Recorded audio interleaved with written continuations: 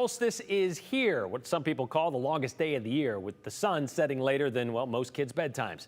And if you've been around here for a while, even just a few days, you know Idaho sunsets are unmatched because of the brilliant colors they can have, of course, seen here, but also because in summer, you can still see some hint of that daylight when it's supposed to be, well, middle of the night.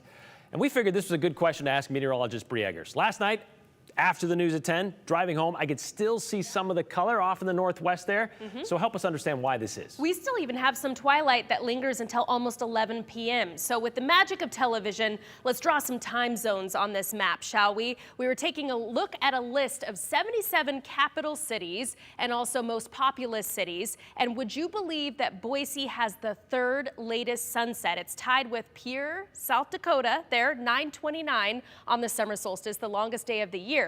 But because the sun rises in the east and sets in the west, if you're on the western edge of any time zone, then you will see a later sunset for your time zone. So Pierre, South Dakota, for example, is on that very fringe between the central time zone and the mountain time zone. And for us here in Boise, a similar story on the western fringe of the mountain time zone. So let's zoom in closer here because there's some interesting things that happen with how the time zones are drawn in southern Idaho and particularly in central Idaho. We'll cover that in just a moment. But taking a look at some of our area sunsets for today, again, Boise at 9:29. Take a look at Ontario at 9:34, and then Burns, Oregon at 8:41, which is very similar to what you see in Baker City at 8:40 because they're in the Pacific time zone. But another interesting point that I wanted to point out to you, Twin Falls at 9:19, and then just take it, several miles south, an hour earlier in Elko, not because the sun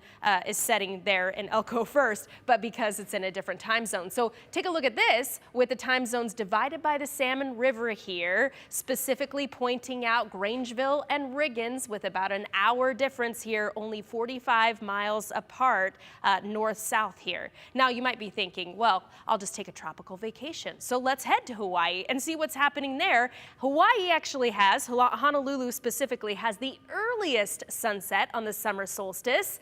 And because it is so close to the equator, it doesn't have a whole lot of variability for day length between the summer solstice and the winter solstice, the shortest day of the year. So maybe just stay in Boise, where we get to enjoy those long summer evenings, or Brian, those long summer nights. No, that was horrible. We'll be right back after a quick break.